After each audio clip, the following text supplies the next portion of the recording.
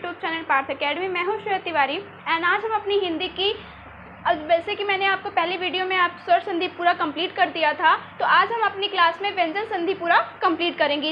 इतना टारगेट लेके चलते हैं क्योंकि ज़्यादा टाइम नहीं है हमारे पास, तो हम एक एक टॉपिक को हर एक वीडियो में कंप्लीट करेंगे। तो जैसा कि हमने आपको पहली वीडियो में बताया ही था कि जो संधि होती है वो 3 टाइप्स की होती है, स्वर संधि, व्यंजन और विसर्ग। तो हमने स्वर संधि पहली वीडियो में कंप्लीट किया हुआ, अगर आपने नहीं देखा है तो प्लीज़ आके देख लीजिएगा, बहुत ही अच्छी वीडियो है, मैंने बहुत उसमें सारे कॉन्सेप्ट क्लियर कर रखे हैं, ठीक है। तो आप जरूर देख लीजिएगा उसको। और आज हम पढ़ेंगे व्यंजन संधि, ठीक है। चलिए, व्यंजन संधि आप पढ़ने से पहले हमको पता होना चाहिए कि व्यंजन होते क्या हैं, तो इसलिए मैंने आपके लिए कुछ लिख रखा है, इसको प्लीज़ आप समझिएगा कि छोटे बच्चों की तरह, क्योंकि अभी तो हम लोगों को पता नहीं रहता, कुछ लोग भूल जाते हैं ना, काखा गाघा नहीं आते, तो मैंने इसलिए लिख रखा है, ओके। इसी को बोलते हैं व्यंजन। और सारे वर्ग पता होना चाहिए, ऐसा नहीं बच्चों को तो सिर्फ काखा गाघा अंगा तक मतलब यहाँ तक पढ़ा दिए जाते हैं, क्या तक, ठीक है, लेकिन उनको पूरी तरह बताया नहीं जाता कि किसको क्या बोला जाता है। इसमें व्यंजन संधि समझने के लिए हमको वर्णों को समझना बहुत ज़रूरी है कि किसको कौन सा कैसे क्या बोला जाता है, ठीक है। इसलिए मैंने सारे आपके सामने मैंने सारे वर्ग लिखे हैं। तो देखिए, का वर्ग में ये 5 आते हैं, चा वर्ग, टा वर्ग, ता वर्ग, पा वर्ग, ओके, ये चीज़ हो गई। और नेक्स्ट है या, र, ल, व, ये इतने मैंने लिख रखे हैं और सबका अलग अलग नाम है, इसको भी बहुत अच्छे से ध्यान रखिए। तो चलिए मैं आपको बताते चलती हूँ कि इसको हम समझाने के लिए मैंने इसलिए लिखा है कि देखिए, का वर्ग में कितने होते हैं, 5 लेटर होते हैं, 5 वर्ण होते हैं, हिंदी पढ़ा रही हूँ तो 5 वर्ड होते हैं, क, ख, ग, घ, अंग। तो का पहला हो गया, दूसरा, तीसरा, चौथा और 5वां, ऐसे बोला जाता है कि का वर्ग का तृतीय वर्ण, का वर्ग का चतुर्थ वर्ण, ठीक है। तो आप वर्ण का मतलब हो गया, अगर तृतीय बोला जाएगा तो गा को समझ लीजिएगा, और चतुर्थ बोला जाएगा, चौथा बोला जाएगा तो घा को समझ लीजिएगा, दूसरा तो खा हो गया पहला, तो का हो गया, इस चीज को ध्यान रखिए, ठीक है। ये हो गई बात, ऐसे सारे वर्णों का आपको पा वर्ग तक के समझना है, ओके, ठीक है। और जो इसके लास्ट में आप देख रहे हैं ये अंग, इया, ड़, न, म, ये जो 5 हैं, ये जो आपको ये 5 दिख रहे हैं, इनको बोला जाता है अनु। ध्यान से समझिएगा, नोट्स बनाते चलिएगा, क्योंकि इसको अगर आपने नहीं समझा तो नहीं समझ पाएंगे आप व्यंजन संधि, ध्यान रखिए इसको। तो अनुनासिक वर्ण बोलते हैं इसको, ठीक है, अनुनासिक वर्ण। अनुनासिक का मतलब क्या होता है, जिसकी जो बोलने पे जो मतलब नाक के स्वर निकलते हैं, ठीक है, इस तरीके की अंगा, इया, ड़, न, म, इस चीज को ध्यान रखिए, ठीक है। इसको बोलते हैं अनुनासिक, 5 होते हैं 5। इसके बाद जो हमारा य, र, ल, व है, उसको बोला जाता है अंत इस्थ। क्या बोला जाता है, अंत इस्थ व्यंजन, या वर्ण कह लीजिए या व्यंजन कह लीजिए, तो ये ध्यान रखिएगा, ओके। चलिए, फिर जो आपने स, श, ह डायरेक्ट क्वेश्चन पूछा गया वीडियो का, देखिए वीडियो का भी तैयारी अभी से करते चलिए, क्योंकि यूपी SSSC अगर पेड करवाने जा रहा है 20 अगस्त को, तो फिर आप ये ध्यान रखिए कि वीडियो भी जल्दी ही इसकी डेट आ जाए, क्योंकि री एग्जाम्स होने वाले हैं और री एग्जाम में ज़्यादा टाइम नहीं लगता है। क्योंकि क्या होता है कि आप देखिए 2018 का वीडियो का एग्ज़ाम हुआ था, और इसके बाद 2019 में एग्ज़ाम उसका कराया गया, इसके बाद उसको कैंसिल कर दिया गया, फिर री एग्जाम्स की डेट आएगी तो बहुत जल्दी आ जाएगी, और उसमें सबसे ज़्यादा हिंदी पूछी जाती है, वर्णों पे बहुत ज़्यादा प्रेशर दिया जाता है, आपको ये बताया जाता है, पूछा जाता है कि अंतइस्थ व्यंजन आपको ऑप्शन में दिख जाएंगे, वो बोलेगा कि इसमें से कौन सा नहीं है कौन सा है, तो आपको ये बहुत अच्छे से पता होना चाहिए। इसलिए मैंने आज आपको वर्ण साथ साथ वर्ण भी सिखा दे रही हूँ, ताकि चीज़ें एक साथ ही कंप्लीट हो जाए, ठीक है। तो आपकी जो स, श, ह है, उसको बोला जाता है ऊष्म व्यंजन। ये बहुत पूछा जाता है कि ऊष्म व्यंजन कितने होते हैं और कौन कौन से होते हैं, ओके। देखिए, तो अंतइस्थ कितने होते हैं, 4 होते हैं, य, र, ल, व, और ऊष्म व्यंजन कितने होते हैं, 4 होते हैं, श, श, ह। इसके बाद जो आप ये पढ़ रहे हैं श, त्र, ज्ञ और श, इसको बोला जाता है संयुक्त व्यंजन।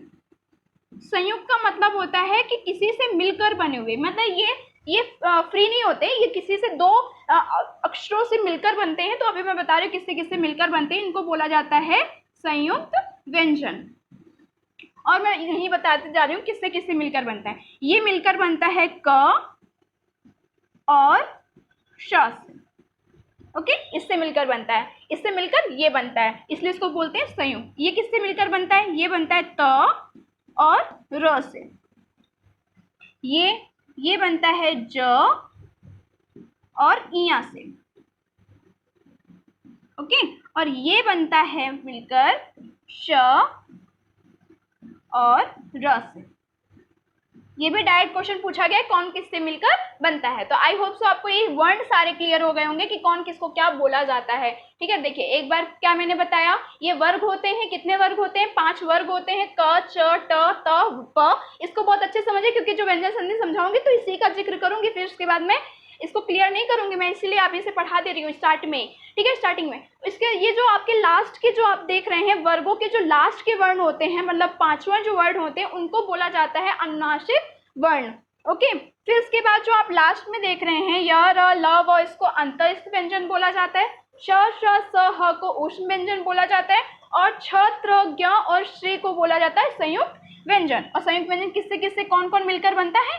तो ये है। ओके, चलिए मैं स्क्रीनशॉट बाद में दे दूंगी, पहले आप समझ गए ना। चलिए अब पढ़ाते हैं हम आपको व्यंजन संधि के, यहाँ आज स्टार्ट करने जा रहे हैं व्यंजन संधि के रूल। इसके जो आपने स्वर संधि अगर पढ़ी होगी तो उसमें 5 तरीके की आपको बता दिया था हमने कि 5 टाइप की होती है, तो मैंने उसके सारे आपको कॉन्सेप्ट बता दिए। लेकिन ऐसा इसमें नहीं होता है, इसमें नंबर वाइज होते हैं, मतलब 5 6 7 8 रूल टोटल होते हैं इसमें। तो एक एक करके क्लियर कीजिएगा, और उसमें कुछ ही बहुत इंपॉर्टेंट है, सब सारे नहीं पूछे जाते हैं, कुछ ही बहुत इंपॉर्टेंट है, उसी के विथ एग्जाम्पल आज हम आपको पढ़ाएंगे। चलिए ठीक है, तो चलते हैं नियम पर।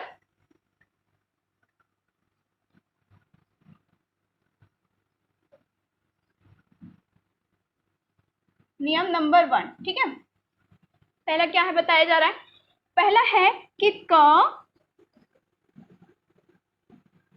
च ट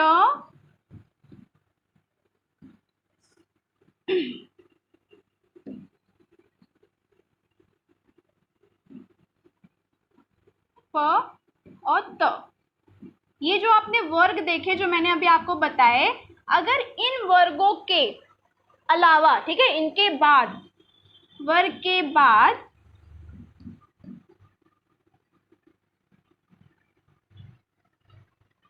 ठीक है, क च ट प त वर्ग के बाद, या फिर इनके पहले वर्ण के बाद, या फिर ऐसे कह सकते हैं हम लोग के पहले, या फिर ऐसे नहीं, चलिए ठीक है।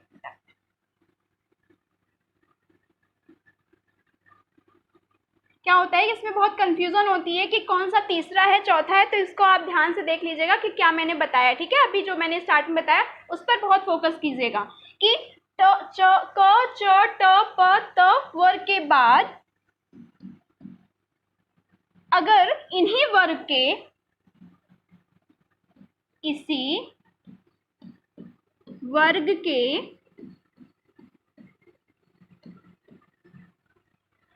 तृतीय या चतुर्थ, मतलब चौथा, या य र ल व, या फिर कोई स्वर आ जाए, ठीक है, या स्वर आ जाए, कोई भी स्वर आ जाए, कोई भी, आपने हमको स्वर पढ़ाया है ना स्टार्ट में पहली वीडियो में, तो कोई भी स्वर आ जाए तो क्या हो जाता है?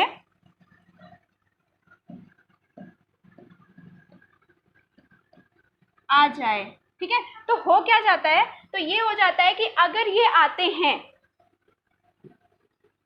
तो क च ट प और त के बाद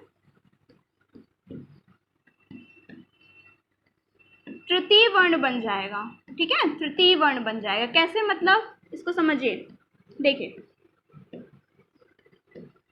हो जाएगा, इसको समझिए। क्या मैंने बताया कि अगर आपका ये आ जाते हैं, जैसे क च ट प त आ जाते हैं, और उसी वर्ग के इसके बाद मैंने आपको संधि तोड़ना बताया था, 2 शब्दों में टूटती है, पहला शब्द और दूसरा शब्द। तो पहले शब्द में अगर क च ट प त आ जाता है, और दूसरे शब्द में अगर आपका तृतीय वर्ण आ जाए उसी वर्ग का, चतुर्थ वर्ण आ जाए, या फिर र य र ल व आ जाए, या स्वर आ जाए, तो आपका क्या हो जाता है, तो उसके स्थान पर तृतीय वर्ण हो जाएगा, ध्यान रखिएगा, ठीक है। क्या हो जाएगा, तृतीय, उसके स्थान पर तृतीय वर्ण हो जाएगा। अब एग्जाम्पल से समझ लीजिए कि मैंने बताया क्या। देखिए, जैसे मैंने बताया आप कि सदाचार, मैंने एक दे दिया आपको सदाचार, ये डायरेक्ट क्वेश्चन पूछा गया है आपका, लेखपाल भर्ती में पूछा गया है और वीडियो भर्ती में भी पूछा गया था, ठीक है, इसको ध्यान रखें। तो सदाचार, अब इसको हम तोड़ेंगे कैसे, देखिए ये द आया है, द, तो द क्या है, द किसके वर्ण का तृतीय वर्ण है, द है च वर्ण का, सॉरी वो त का, त थ द होता है ना, द तो तृतीय वर्ण है ना, इसका मतलब है ये ऐसे टूट, तो इसको तोड़ेंगे, त सत प्लस आचार, ओके। इसको कैसे तोड़ेंगे, सदाचार को कैसे तोड़ेंगे, सत प्लस आचार। अब इसको देख लीजिए कैसे, रूल के अकॉर्डिंग, अगर आपका ता वर्ण के, ता वर्ण आया, ता वर्ण के बाद इसी वर्ग के तृतीय या चतुर्थ वर्ण आ जाए या फिर कोई स्वर आ जाए, तो देखिए आया है ना स्वर, त के बाद ये आपका ये आ गया, ये स्वर ही तो है, जो हमने आपको बताया था ये स्वर है, तो इसके बाद अगर ये आ जाता है तो इसके स्थान पर क्या बन जाता है, इसी वर्ग का तृतीय अक्षर बन जाता है, तृतीय वर्ण बन जाता है, द। क्लियर हो गई बात, ये है। चलिए एक और देख लीजिए,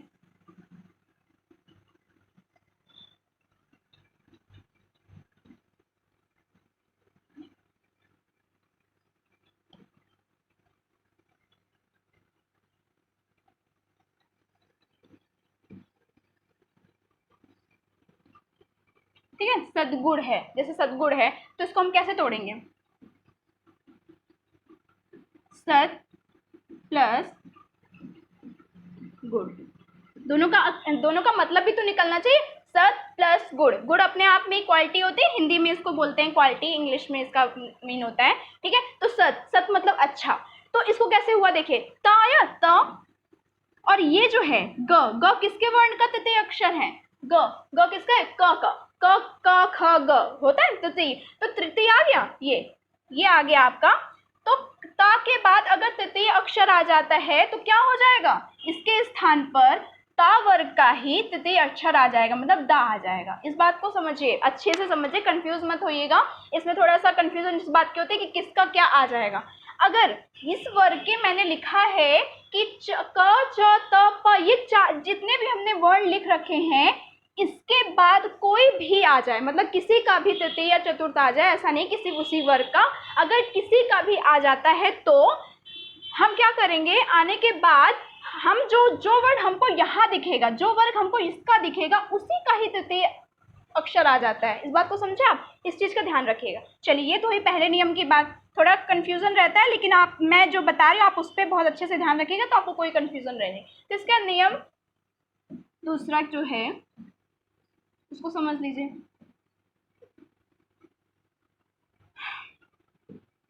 क, यही जो मैंने प तक वर्ग लिखे हैं, प वर्ग तक, अगर इसके बाद कोई अनुनासिक स्वर आ जाए, अनुनासिक व्यंजन आ जाते हैं या फिर वर्ण आ जाते हैं, अनुनासिक व्यंजन आ जाते हैं, अगर ऐसा कुछ आता है तो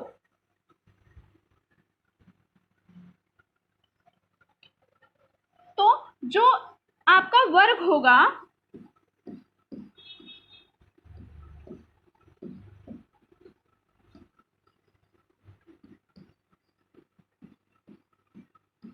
वर्णों के स्थान पर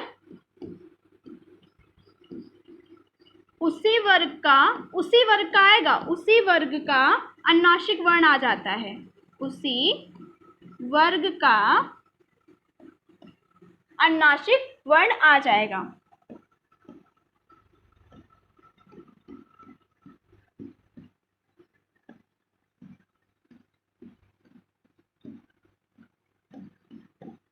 देखिए अब इसमें क्या कहा गया है, इसमें ये कहा गया है कि अगर आपका, मान लीजिए जैसे मैंने एग्जाम्पल में लिखूं, तो अगर मैंने लिख दिया उन्माद, लिख दिया क्या, उन्माद, उन्माद लिख दिया।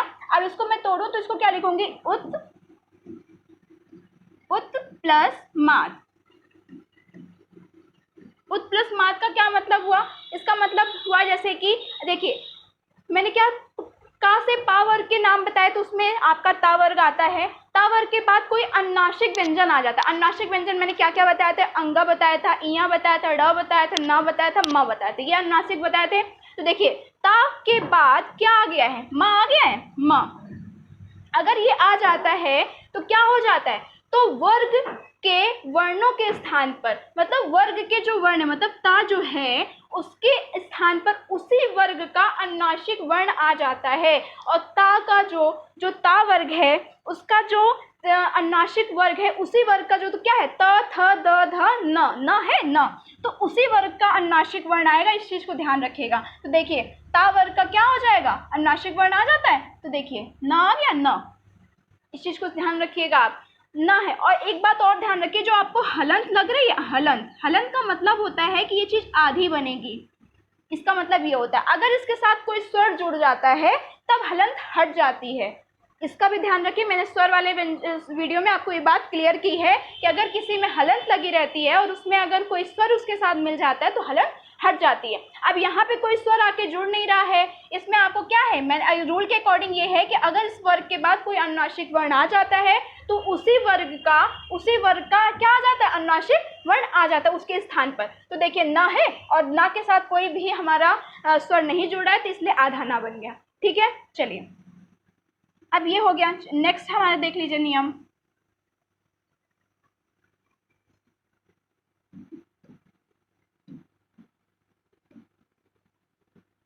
नियम तीसरा, नियम तीसरा क्या कहता है कि छोटा सा है, इसके बाद सारे छोटे छोटे हैं, कि त या द के बाद, त या द के बाद आपका क्या आ जाएगा, ता या इसके बाद अगर च या छ ये आ जाए,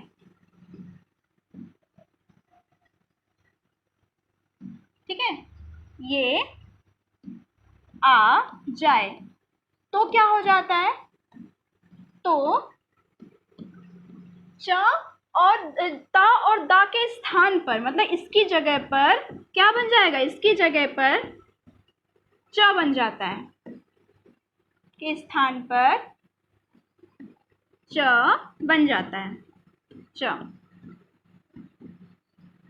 इस बात को समझे। इस चीज को समझने का मतलब ये है, इसको समझने का बहुत अच्छे से, कि अगर ता और द के बाद कोई च और छ आ जाए, सिंपल है, दो ही आपको बताए हैं, वैसे तो उसमें बहुत ज्यादा थे, इसमें सिर्फ दो की बात की गई है कि अगर ता और द के बाद कोई च और छ आ जाए तो ता और द के स्थान पर क्या बन जाता है, च बन जाता है। क्या बन जाता है, च। अब इसका एग्जाम्पल देख लीजिए, एग्जाम्पल से ज्यादा क्लियर हो जाता है। देखिए एग्जाम्पल क्या है इसका, जिसे मैंने लिख दिया उच्चारण, ठीक है, उच्चारण लिख दिया। उच्चारण का कैसे इसको तोड़ेंगे, देखिए हमको क्या रूल बताया, तो द, तो जाहिर सी बात है उद, ठीक है, उद। इसके बाद प्लस,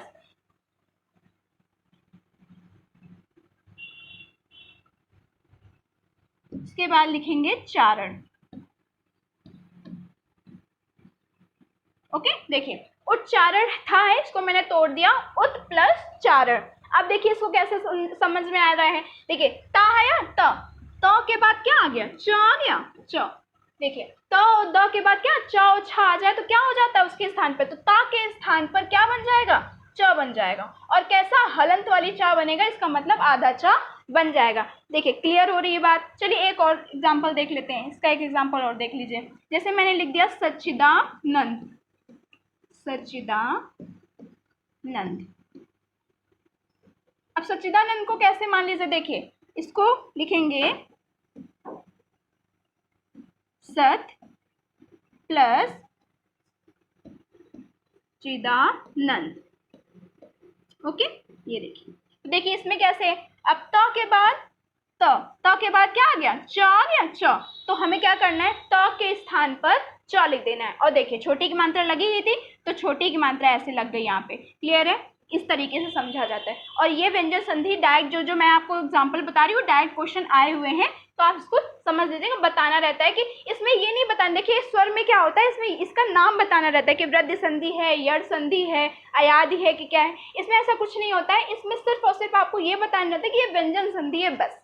एक ही बात इसमें बतानी रहती है। तो इसमें सिर्फ रूल आपको याद रखने, इसमें हमको रूल इसलिए याद रखना पड़ता है क्योंकि हमें तोड़ना भी आना चाहिए। उसमें ये दे देगा कि जैसे कुछ भी दे, जैसे आज आपको उच्चारण दे दिया गया, उच्चारण का 4 ऑप्शन दे देगा तोड़ के, ऐसे ऐसे करके उत लिख देगा, किसी में उद लिख देगा, किसी में उक लिख देगा। तो आपको पता होना चाहिए कि किसके बाद क्या बन जाता है। ओके, इसमें ये बस यही ध्यान रखने वाली बात होती है। बाकी इसमें सब ये इजी होती है, स्वर से ज़्यादा इजी होती है, लेकिन इसमें बस यही ध्यान रखना होता है कि किसके बाद क्या होना चाहिए। ओके, बाकी आप समझ जाएंगे, जो मैं बता रही हूँ बस उसको समझते जाइएगा, आपको कोई प्रॉब्लम नहीं होगी। देखिए अब इसमें चौथा क्या है, हमारा चौथा नियम क्या कहता है। चौथा नियम भी बहुत इजी है, बहुत छोटा है इसका भी। देखिए इसका भी सेम है कि त या द के बाद अगर ज या झ आ जाए, ठीक है, क्या आ जाए, ज आ जाए या झ आ जाए, तो अगर ऐसा आ जाए तो, मैं पूरा नहीं लिख रही हूँ, अगर त और द के बाद अगर ज और झ आ जाए तो क्या करेंगे, तो त या द के स्थान पर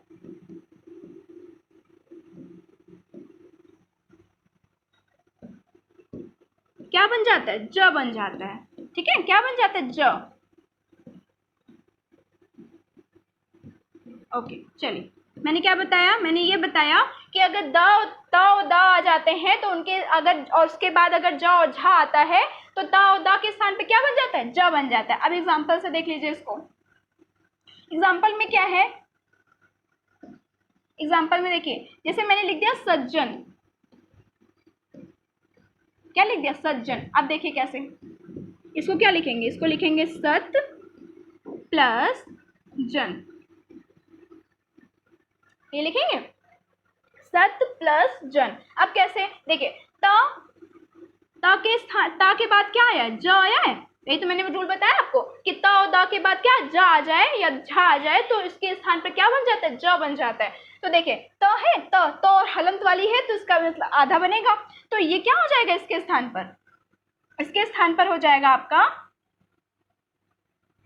देखिए त और ज, तो त प्लस ज, तो क्या बन जाएगा, आधा ज। ये तो बना है, देखिए ये देखिए, क्लियर है बात। इस तरीके से इसको समझा जाता है। ये भी डायरेक्ट क्वेश्चन आया है। ये जितने भी मैं आपको एग्जाम्पल बताए सारे क्वेश्चन पूछे गए हैं, इसलिए आपको ये सारे एग्जाम्पल बताए जा रहे हैं। तो सारे एग्जाम्पल भी अच्छे से देख लीजिएगा, डिस्क्रिप्शन पे ध्यान दिया ही कीजिए, पर लेकिन इसके साथ साथ आप एग्जाम्पल पे भी ध्यान दिया कीजिए। चलिए फिर क्या कहता है, दूसरा रूल हमारा क्या कहता है, फिफ्थ ये कहता है हमसे कि अगर त या द के बाद, यही है इसके सारे रूल, सबसे इंपॉर्टेंट यही सब होते हैं जो मैंने लास्ट बता रही हूँ, ये सबसे ज़्यादा इंपॉर्टेंट है। अगर इसके बाद क्या क्या आ जाता है, इसके बाद अगर आता है उ या ड, क्या आ जाता है, या उ आता है या ड आता है, तो क्या हो जाता है, तो त या द के बाद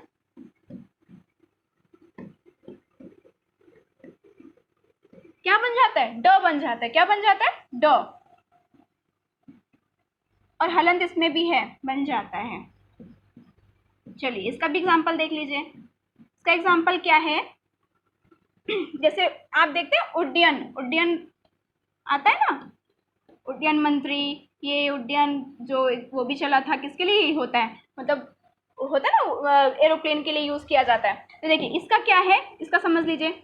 इसको अगर हम तोड़ेंगे तो इसको तोड़ेंगे उत, इसको देखिए रूल के अकॉर्डिंग भी तोड़ा जाता है, वैसा नहीं क्या मैं हमेशा खाली उत उत त ही लास्ट में आ रहा है, ऐसा नहीं है। रूल के अकॉर्डिंग तोड़ा गया है कि त और द के बाद या हम लोग क्या आ जाए, उ ड आ जाए, उ या ड आता है तो त और द के बाद ड बन जाता है। तो इसका मतलब है, या तुम इसको उद भी तोड़ सकते थे, ऐसी बात नहीं है, लेकिन मीन भी बनना चाहिए, ये बात होती है। तो उद या फिर उत, इसके बाद क्या है, इसके बाद है डयन, ये हो गया। तो देखिए या त या द के बाद क्या आ गया, ड आ गया है, ड, तो इसके स्थान पे क्या बन जाएगा, इसके स्थान पे आधा ड बन जाएगा। यही तो मैंने बताया ना कि ड बन जाता है। इस चीज को समझिए, इसको इस तरीके से लिखा जाता है, लिखने में भी काफी है।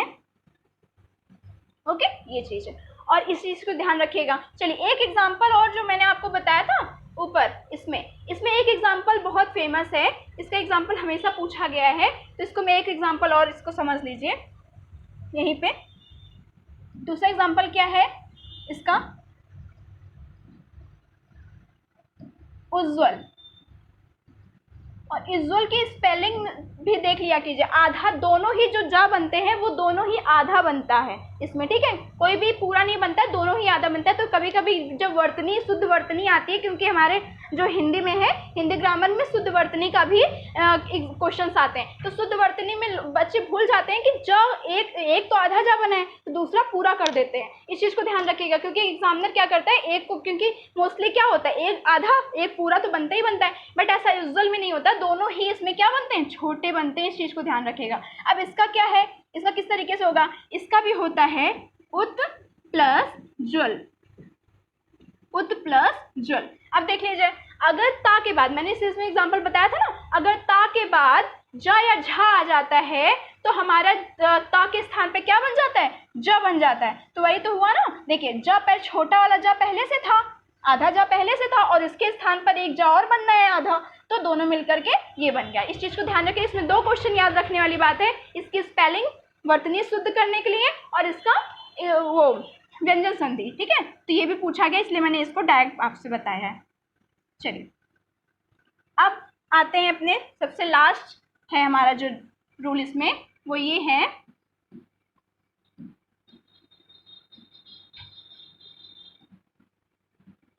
6 नियम।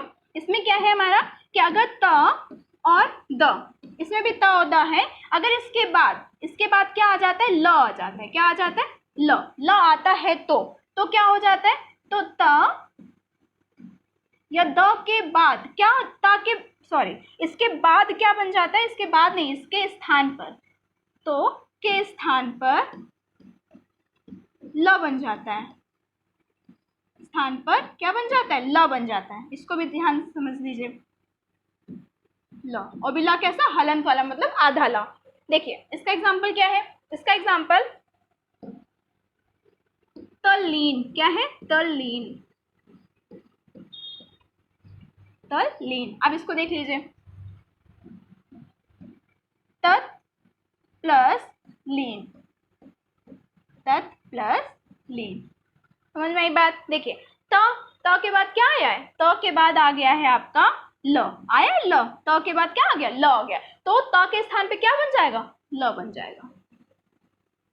ओके, हो गई बात समझ, आ गई बात समझ में। तो तल्लीन इस तरीके से, और इसमें कुछ एग्जांपल्स तो रट लीजिएगा अच्छे से, जैसे तल्लीन हो गया, ठीक है, उज्ज्वल हो गया, उड्डयन हो गया, इसके बाद आपका सज्जन हो गया, हाँ, और इसके बाद ये डायरेक्ट पूछा गया है, उच्चारण पूछा गया है, और इसके बाद जो एग्जाम्पल मैंने उन्माद डायरेक्ट पूछा गया क्वेश्चन है, और इसके बाद मैंने जो आपको ये बताया, सद्गुण बताया और सदाचार बताया, ये एग्जाम्पल्स डायरेक्ट पूछे गए हैं क्वेश्चन, डायरेक्ट इसको एग्जामिनर ने पूछा है, तो एग्जाम्पल भी ध्यान रखिएगा इसका, ठीक है। तो इसलिए मैंने एग्जाम्पल्स पे बहुत जोर दिया है, और एग्जाम्पल भी अच्छे से समझाया है, तो इस चीज़ को पढ़ लीजिएगा अच्छे से। देखिए, तो ये था हमारा नियम नंबर 1, मैं एक बार रिपीट कर दूं सारी चीज़ें, ठीक है। तो देखिए, पहला हमने क्या बताया कि जो आपको सारे वर्ग मैंने बताए, इसी वर्ग के अगर तृतीय, चतुर्थ या फिर ये या अलावा या फिर कोई स्वर आ जाता है, तो इसके बाद क्या बन जाता है, तृतीय वर्ण बन जाता है। इस चीज़ को ध्यान रखिए।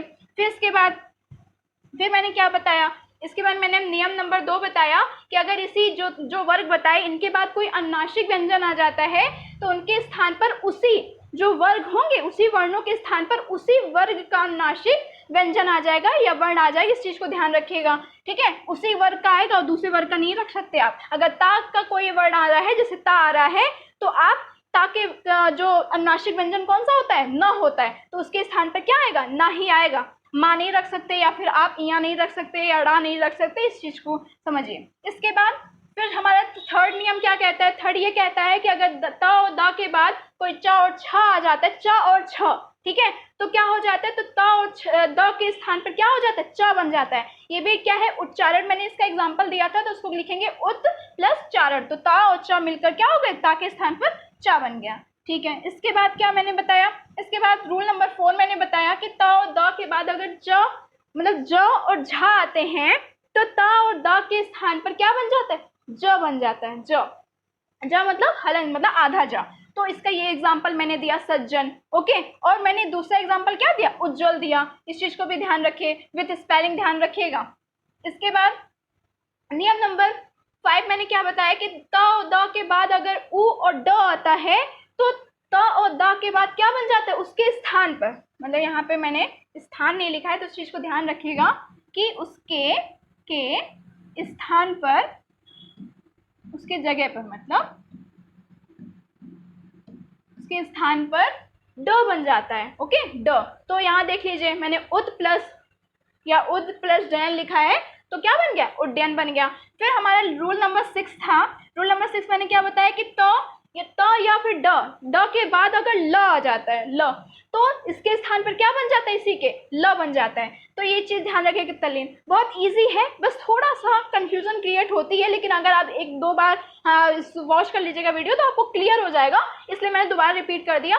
ठीक है, चलिए ये था हमारी व्यंजन संधि का पूरा सारे रूल्स, इंपॉर्टेंट वाले रूल्स मैंने आपको बता दिए हैं जो एग्जाम में पूछे ही जाते हैं। ओके, ठीक है, चलिए। और वर्णों पे बहुत ध्यान रखिएगा, जो मैंने आपको वर्ण बताया आज उसको भी ध्यान रखिएगा। उसको ये मत समझ लीजिएगा छोटे बच्चों के लिए मैंने बताया, वो सिर्फ और सिर्फ आपको इसलिए समझाया क्योंकि ये बच्चे नहीं समझ पाते हैं कि क्या होता है अंत्यस्थ, क्या होता है ऊष्म, क्या होता है संयुग। और अनुनासिक वर्ण, जो मैंने अनुनासिक का नाम लिया था वो ये होते हैं, इसको भी ध्यान रखिएगा। ठीक है, और मैंने जो स्वर संधि की जो वीडियो बनाई है उसको भी अच्छे से वॉच करते रहिएगा क्योंकि उसमें जो कॉन्सेप्ट है वो आपके क्लियर हो जाएंगे। और मैंने इसको बना दिया है, ये पार्ट 1 था हमारे व्यंजन संधि का, इसका पार्ट 2 भी आएगा क्योंकि अभी इसके पूरे मतलब इसके जो रूल्स हैं वो पूरे अभी नहीं हुए हैं और विसर्ग संधि हमारी बाकी है। तो अगर मैं सेकंड पार्ट में विसर्ग संधि भी कंप्लीट कर दूंगी। ठीक है, चलिए। तो आपने, आई होप सो आपने ये अच्छे से देखा होगा और लास्ट तक पूरा देखा होगा क्योंकि जो मैंने आपको रूल्स बताए, रूल्स कई बार उसको पढ़ लीजिएगा। चलिए, ठीक है, तब तक के लिए आप इसको अच्छे से वॉच करिए और अगर आपको हमारी वीडियो अच्छी लगी हो तो प्लीज़ वीडियो को लाइक ज़रूर कर दीजिएगा, ज़्यादा से ज़्यादा शेयर कर दीजिएगा क्योंकि एग्जाम्स होने वाले हैं तो तब सभी के पास ये वीडियो पहुंच सके और सब इसका बेनिफिट्स उठा सकें। ठीक है, और अगर आपको हमारे चैनल पे नए हैं तो प्लीज़ चैनल को सब्सक्राइब जरूर कर दीजिएगा और बेल आइकन पर प्रेस भी कर दीजिए ताकि आपको हर एक नोटिफिकेशन हमारी मिलती रहे। चलिए, तब तक के लिए thank you so much, take care and bye.